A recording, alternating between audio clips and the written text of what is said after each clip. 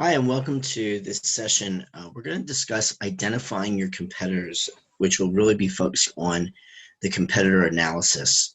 This is very important for any business, especially when you're designing your marketing strategy and what to do. So many times I've come across businesses that really don't understand their competition, or if they think they do, they don't take it seriously. There's different types of competitors. First one is the direct competitor. So these are ones that are pretty much offering the same exact thing that you're offering to the consumer. This can also include direct substitutes of anything that you're offering. Our second type of competitor is the indirect competitor. Now, these are not directly in the same industry, or they may not be in the same industry, but they do compete alongside the industry. So a really good example is the fitness centers and the gyms. Their indirect competition would be a wellness clinic or a beauty clinic that may include some type of nutritional information, maybe some low weight type of thing. So you need to look at the indirect competition. And then the last one is emerging competition. So these may appear sometime in the future. Staying with the whole fitness theme, one of the things that emerged over the past couple of years is wearable technology. Now, wearable technology is emerging competition because when people use the wearable technology, they may not have the need for a personal trainer or go to the gym because they have that. The other thing that most recently is starting to emerge is the virtual gym. So now you can put on your goggles and you can become part of various physical activities through a virtual means. So these are some things, especially for those, in this case, in the fitness industry or any industry, is to really be aware of what competition is emerging, especially when they're integrating technology into the field. Please do not discount that. We don't have time to go into that in this session. We can talk about it much more of how technology is impacting your individual industry later on. So how well do you understand your competitors? These are some questions you need to ask yourself. Who are your direct, indirect, and emerging competitors to your product or service? Are they online, offline, or both? In today's world, everything, like for anybody who wants to be serious in business, they need to have an online presence. So if you say, look, we don't have any competition, if your answer to that question of who is your competition, you say you don't have any, I would really question if you did a hardcore analysis on your industry, on your own business, on your products.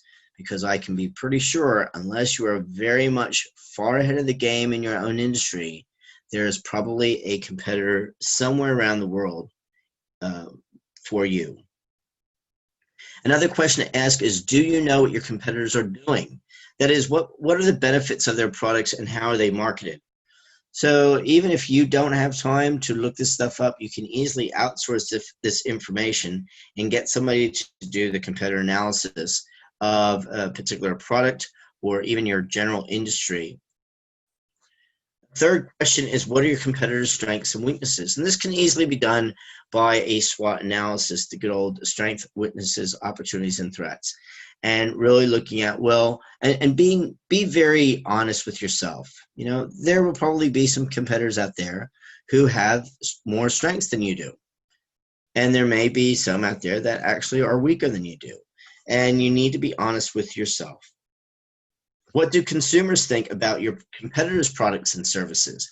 This can easily be found out just doing an online search. There's many pages right now out there that are recommendation sites, and there's testimonials, and there's sites that will grade or give likes for a particular product. Search your competitors' Facebook pages. If you're in the restaurant or food industry, check out any of the restaurant pages that are there, local and national, depending on what region you're in. If you're in the travel industry, TripAdvisor is obviously one of the key ones to see if anybody's talking about you, or if you're on hotels.com or Bookings or Expedia, many of those. So it's very easy now to find out what consumers think about your competitors' products and services. Another question to ask is, how are you going to position yourself in comparison to your competitors? Would you want to meet the competition? Do you want to beat the competition? Or do you want to counter the competition? Are you competing on price, product quality, or another point of difference? Once again, this is, you need to look very hard in the mirror of your own products, and then that also gives you an opportunity to look at your competitors and have something to compare it to. Briefly, you can analyze your competitors on the following: location. Where are they located? Are they located near a bus station, train station, any other kind of public transportation? What products do they offer? What services do they offer? What markets are they serving? You know, you might be in a similar industry, but you're servicing a totally different market. A good example here in Australia is back in the days when in the fitness industry, Fernwood came on board and their whole market was just women. Well, that's a definite point of difference for those gym goers that were just going to a gym that served both men and women. Where are the various points of sale that a consumer can purchase the product? What's the pricing structure? Can I go casual? Can I go monthly? Do I have to pay an annual fee? What are the strengths? Also, what are the weaknesses? What I would suggest is for every business out there, business owner, is to identify 5 to 10 of your major or direct competitors. And then when you do your direct competitors, you can also use your indirect competitors and possibly emerging competitors as well. Once you identify those competitors, identify the products and services that they offer. Describe the products and services that they have to offer. What factors contribute to their success? Assess their weaknesses. How will you address their strengths and capitalize on their weaknesses? And what are their current market shares in various segments of the industry? So I've put together this table. This is a very brief table. I've used this myself for various times in entering a market. Now this, you can broaden this out as much as you want, but hopefully by just doing this simple table, you get the idea. So with this competitor analysis, obviously you have, I like to put my company at the top. My location, actually that's a typo, it should be like, you know, you could put the actual address and then put in your own pricing structure, what services or products you have. So if you have more than those, than like a gym or Group X, this is obviously for the fitness industry, but you can do it for any industry that you're in. You want to have a column for each industry, for each product and service that you have to offer. This can easily be done on Excel because at the end, I can either put an X or a number 1, and I can add up all the various products and services that an organization has to do. If I'm looking at the price, I can put in, if everybody is charging per month, I can do an average price per month that people are offering. So I would have that table with all the various prices and services as you see there, with the product and service there. And then I can have a column of strengths and also weaknesses. I can go back to that previous slide. I can add as many columns here as I want to get a really good comprehensive competitive analysis. And then once I have that, I can see where I fit into the bigger scheme of things.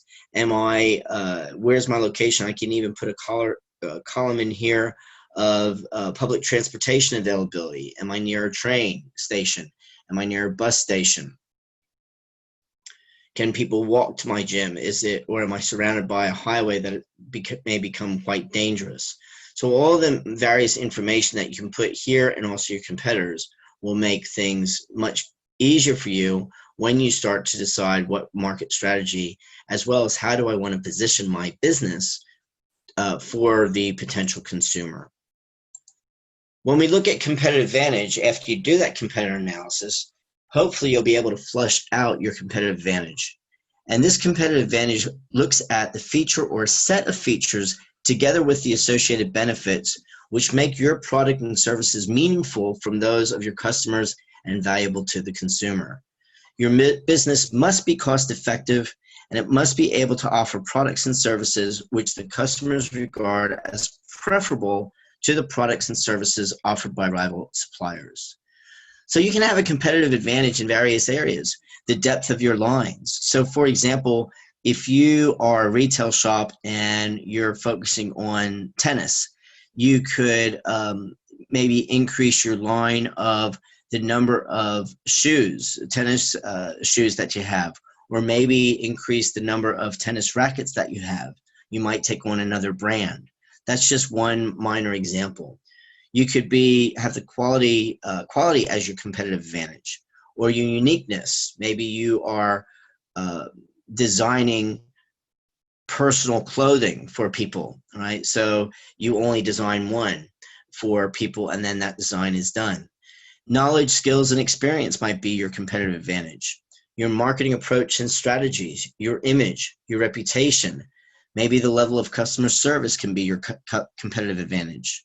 Your location might be it, because you are located at the various forms of public transportation. Your price, your availability. In the fitness industry, one of the big disruptors were gyms going 24/7. So now those people that wanted to work out after work, say after 9 o'clock, if they were working a late shift, they could now go and train at a gym because they were 24/7. Going back to that, days and hours of opening. And also parking facilities. Do you have free parking? Is it easy to park? Is it safe to park your car near the gym? Other questions for your competitive advantage. Do you have the necessary resources to pursue your target marketing successfully? Can you gain a competitive advantage by differentiating yourself, maybe on the products and services that you offer, on the customer services that you offer? It may be based on the points of sale offered to the consumer, and also it may be based on price. Long-term success is really based on the strengths of your business. It's also based on the meaning and value, meaning and what's valued by your target customers. Your long-term success is also, you have to question, is it substantial enough to actually make a difference? And lastly, is the long-term success, the question is it sustainable in the face of competitor action and changes in the market?